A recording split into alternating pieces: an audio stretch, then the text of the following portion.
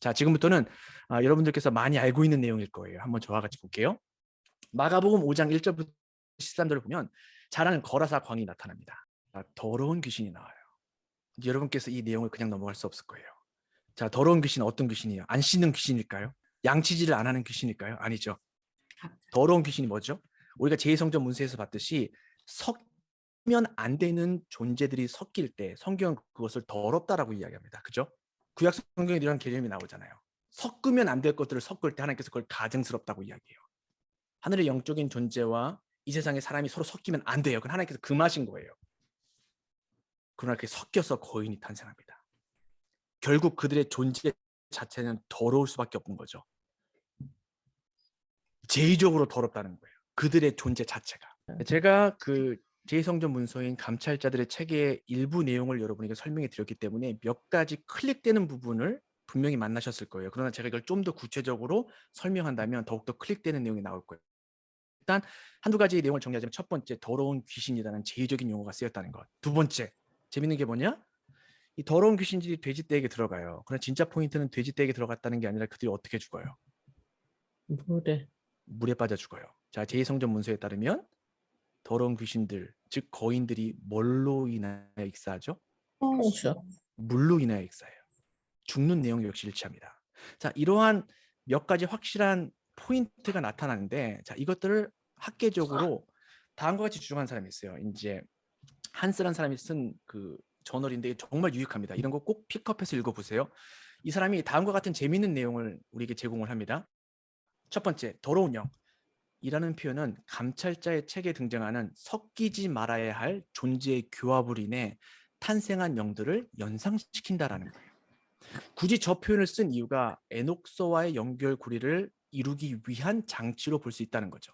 두 번째, 지극히 높으신 하나님의 아들은 감찰자의 책 9장 3절 4절에 등장하는 표현 및 문맥, 바로 그 문맥이 타락한 귀신을 묶는 내용이거든요. 여기와 연결되는 장치가 나옵니다. 이 지극히 높으신이라는 표현이 그래요. 그 다음에 마가복음 5장 3절에 사용된 이 핫박스 레고면 성경에 한 번 등장하는 단어인데 이 단어가 잘 보세요. 성경에 한 번 등장하는데 감찰자의 책 15장 7절 10절에 4번이나 등장합니다. 즉 마가가 이 단어를 사용할 때 이 단어를 감찰자의 책 혹은 그 공통조상 혹은 거기에 영향을 받은 문서에서 봤을 가능성이 월등히 높다는 거죠. 그 다음 볼게요. 마가복음 5장 5절에 사용된 돌은 타락한 감찰자들 중에 하나인 아사엘이 받는 형벌에 사용된 도구 중에 하나예요. 제가 아까 이 부분 설명 안 드렸지만 하나님께서 아사엘을 이제 천사를 통하여 묶습니다. 그리고 저들을 이제 돌 위에 이제 올려놔서 돌로 하여금 고통을 줘요. 즉 돌로 몸을 이긴다는 거죠. 근데 그러한 내용이 역시 마가복음에도 등장한다는 거예요. 그 다음에요. 마가복음 5장 7절에 사용된 맹세와 5장 5절에 등장하는 산은 감찰자의 책 6장 4절 6절에 등장하는 내용을 연상시킨다. 아까 말씀드렸다시피 하늘에 있는 영적 존재들이 땅 위에 올라와서 이제 산에 올라가 서로 맹세한다고 말씀드렸잖아요. 역시 산에서 맹세하는 표현이 오늘 본문에 나온다는 거죠. 그 다음에요. 마가복음 5장 3절 5절에 사용된 쇠사슬과 매단은 감찰자의 책 10장에 나타나는 표현과 일치해요. 하나님께서 쇠사슬로 타락한 영적 존재들을 묶으시거든요. 역시 그러한 내용이 마가복음에서 이제 사람을 주체로 나온다는 것을 알 수가 있습니다. 그리고 마가복음 5장 13절에 나타나는 물속에 빠져 죽은 귀신 들린 돼지떼 현상은 감찰자들의 책에 나타난 거인들의 죽음, 곧 물에 빠져 죽는 거인들의 최후와 일치한다는 겁니다. 이게 맞다면 너무 재미있는 것은 예수님께서 지금 누구의 펑션을 하고 계신 거예요? 제 질문 잘 들어주셔야 됩니다. 이런 연결고리가 맞다면 지금 예수님께서 감찰자들의 책에 나오는 누구의 펑션을 하고 있는 거죠? 하나님의 역할을 하고 있는 겁니다. 여러분 이런 부분은 여러분들께서 저널로 확장시켜 발전시킬 가능성이 충분히 높아요.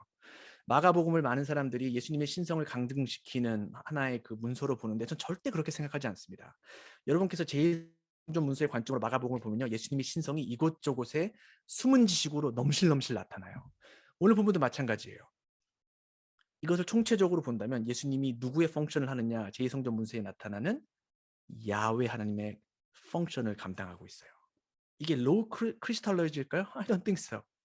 자, 여러분께서 이것은 나중에 숙제로 한번 저널로 발전시켜 보세요.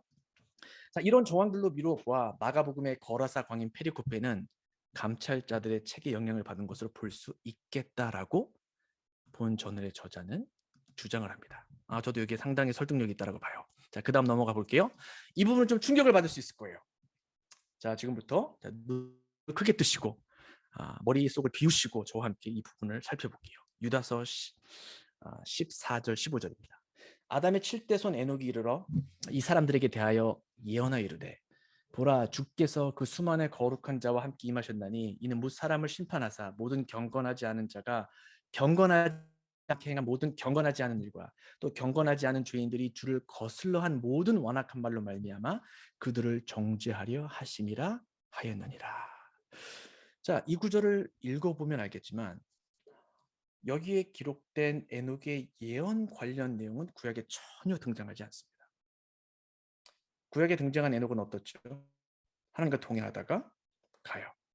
그게 다예요. 근데 유다는요, 에녹의 예언에 대해서 알고 있고요. 그 예언이 다음과 같이 형성이 되었다는 사실을 유다서를 통하여 증언합니다. 이상하지 않나요? 도대체 어디에서 이런 내용이 나온 거죠? 자, 그러나 유다서의 저자는 구약에 없는 에녹의 예언을 정경에 인용을 합니다. 에녹의 예언은 도대체 어디에 등장한 예언일까요?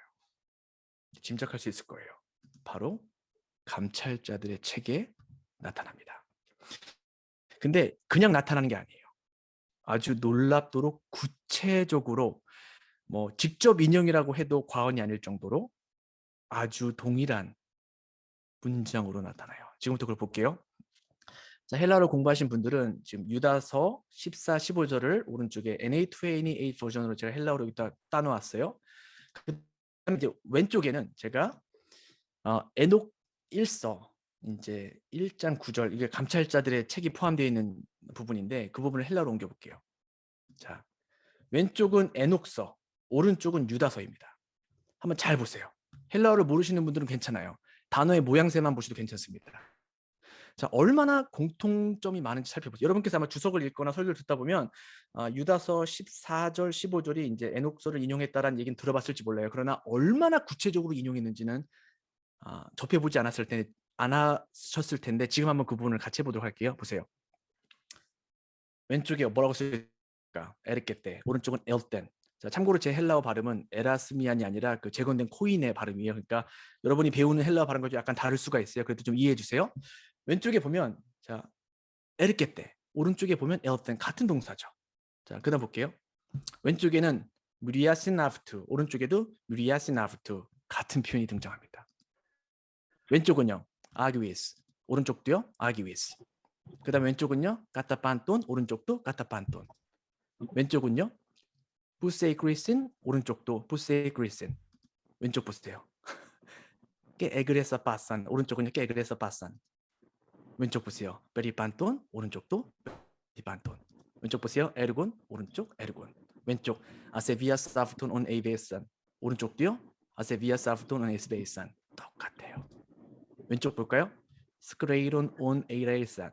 오른쪽도요, 스크레이톤 온 에이레이산. 역시 같아요. 왼쪽은요, 깨베리판돈, 오른쪽도 깨베리판돈. 왼쪽은요, 카타 아브투 아르미톨리 아세비스. 오른쪽도요, 카타 아브투 아마르톨리 아세비스. 여러분 놀랍지 않나요? 왜 정경에 구약 성경이 들어간 게 아니라 제2성전 문서가 이렇게 거의 95%의 싱크율을 갖고 인용이 됐냐는 겁니다. 여러분들 알다시피 헬라어는요, 그 주어, 동사, 목적어의 순서를 굳이 지키지 않아도 되는 거예요. 그러니까 이렇게 약간 순서의 차이는 있어도 이게 얼마큼 인용됐는지를 가려낼 수 있는 그런 척도로 사용할 필요가 없어요. 그냥 직접 인용이라고 해도 과언이 아니에요. 여러분 질문할 수 있겠습니다. 자, 이러한 일치가 일어나는데 일치가 안 된 부분도 있어요. 이제 이두라든지 큐리오스라든지 수켄이라든지. 근데 이런 단어 역시도 놀랍게도 에녹서의 이디오픽 버전을 보면 나와요. 자, 이두 이제 보라 이제 주위를 환기시키는 장치인데 역시 와나후라는 단어가 왼쪽에 쓰이죠. 오른쪽은요. 이제 수켄 영혼으로서 이제 유다서에는 이제 고통을 받는 심판의 대상으로 나오는데 이제 왼쪽에 보면은 이제 잣세가 무슨 뜻이냐면 육신이라는 뜻인데 문맥 속에서 고통을 받는 대상으로 나옵니다. 그러니까 세멘티컬이 같은 의미라고 보시면 돼요. 그리고 오른쪽에 보면은 이제 curious, 이제 신, 주, 하나님이라는 뜻인데 왼쪽에 이 단어가 나오지 않지만 문맥적으로 읽어보면 동사의 동작주가 그 윗부분에 하나님으로 나옵니다. 그렇기 때문에 유다서 14절, 15절은요. 그러니까 헬라어와 이디오픽 혹은 저들의 공통 조상으로서의 에녹서를 인용한 걸로 보는 게 이성적으로 확률이 높다는 거예요. 질문이 있습니다. 왜 유다는 정경을 쓰는데 제2성전 문서를 저렇게 직접 인용이라고 해도 과언이 아닐 정도로 많이 인용을 했는가? 이 부분 여러분 퀘스천을 갖고 계셔야 돼요. 자, 또 넘어가 볼게요. 베드로전서 3장 19절 20절입니다. 그가 또한 영으로 가서 옥에 있는 영들에게 선포하니라. 그들은 전에 노아의 날 방주를 준비할 동안 하나님이 오래 참고 기다리실 때에 복종하지 아니하던 자들이라 방주에서 물로 말미암아 구원을 얻은 자가 겨우 몇 명뿐이니 8명이라. 자, 질문이 있죠. 옥에 있는 영들은 누구일까요? 도대체 저런 내용은 어디서 나오는 걸까요? 그리고 왜 옥에 있는 영들은 노아의 방주 때하고만 연결되어 있는 걸까요? 왜? 예수님께서 왜 옥에 있는 영들에게 가셨을까요? 그래서 무엇을 선포하셨을까요? 자, 여러분께서 이제 두 번째와, 그러니까 세 번째와 네 번째 질문은 아직 못 하실 거예요. 아직 안 배우셨기 때문에. 그러나 첫 번째와 두 번째 질문 할 수 있을 거예요. 답을. 옥에 있는 영들은 누구일까요? 감찰자들의 체계 개념으로 봤을 때. 타락한 감찰. 그쵸. 그리고 희년서의 개념으로 봤을 때는 거인의 영들 중에 10분의 9가 될 수도 있겠죠. 근데 역시 놀랍게도 여기에 나오는 네 가지 내용 전부 다 감찰자들의 책과 희년서에 나오는 내용이에요. 제2성전 문서에 나오는 내용이라는 겁니다. 왜냐하면 이 내용을 좀 언급해 드리자면 이제 이 음부에 내려간 그 하나님의 아들들이 그 와처들이 그 음부에서 회개를 해요. 하나님 용서해 주세요, 용서해 주세요. 근데 죄인들이기 때문에 하나님과 직접 소통할 수 없어요. 그래서 에녹을 통하여 하나님께 자신의 죄를 고백하고 용서를 구합니다. 그래서 에녹이 이 와처들을 대신하여 하나님께 나아가 회개를 구해요. 하나님께서 거절을 하시죠. 이제 그런 내용들이 나와요. 여기 나왔다시피 그 에녹을 대신하여 이제 하나님께서 옥에 있는 영들에게 가신 거죠. 무엇을 선포하셨을까요? 에녹의 관점으로 보자면 심판을 선포하신 겁니다. 이걸 갖고 이제 복음을 전했다 이런 내용들이 막 나오는데 전혀 근거 없는 내용이에요. 여기 나오는 케루소 이 단어 역시도 복음을 선포할 때만 쓰이는 단어가 아니에요. 여러분께서 언어를 공부할 때 정말로 중요한 게 그 세멘틱스와 프래그매틱스를 구별하셔서 문맥마다 새롭게 해석을 할 수 있어야 됩니다. 이걸 복음을 전하는 데 사용된 동사라고 해서 예수님께서 여기에서 복음을 전했다 이러면 절대 그렇게 해석하시면 안 됩니다. 이거는 심판을 선고했다라고 보는 게 제2성전 문서의 개념과 맞아떨어져요. 그러니까 이런 내용들이 역시 제2성전 문서에 나왔고 이런 내용이 아무런 배경 지식 없이 신약 성경에 나타나고 있다는 거죠. 자, 그 다음에요. 베드로후서 2장 4절입니다. 하나님께서 범죄한 천사들을 용서치 아니하시고 지옥에 던져 어두운 구덩이에 두어 심판 때까지 지키게 하셨으며. 자, 역시 범죄한 천사 복수들이죠. 저들은 누구죠? 그리고 하나님께서 언제 저들을 심판하셨죠? 과거 시제거든요. 심판에는 미래적 양상이 나타나야 되는 게 아닌가요? 우리가 요한계시록 보면 하나님께서 미래에 하실 일들이 나와 있는 것처럼 읽혀요. 그러니까 온전한 심판은 예수님 재림 이후에 있을 것으로 나와요. 그러나 오늘 본문을 보면 벌써 지옥에 들어간 것처럼 나와요. 뭐죠? 역시 여기 충돌이 일어나게 되죠. 자, 그리고요. 하나님께서 지옥, 곧 어두운 구덩이에 던져 가둔 타락한 천사들이 있는가요? 자, 근데 한 가지 재미있는 부분은 여기 지옥이라고 번역된 단어는 사실 지옥이라고 번역되면 안 된다라고 말씀을 드렸어요. 자, 이 부분을 제가 인용하겠습니다. 이제 다니엘이 다음과 같은 서적에서 했던 이야기인데, 자, hell is the Greek word Tartarus. 그러니까 지옥이 아니에요. 게헨나 이런 게 아니에요. 타르타르스가 쓰였어요. Which in classical Greek mythology was an abyss under the earth reserved for the punishment of the rebellious gods. There is a Greek legend to the effect that the Titans, 잘 읽어보세요. Ancient giants were imprisoned in Tartarus by Uranus. 우라노스가 이제 하늘의 신이에요. 이제 거인들을 이제 타르타르스에 집어넣어요. 즉 타르타르스라는 곳은 어떤 장소냐면 거인들의 영들이 가는 곳이에요. 바로 그 독특한 단어를 베드로가 후서 2장 4절에 써요.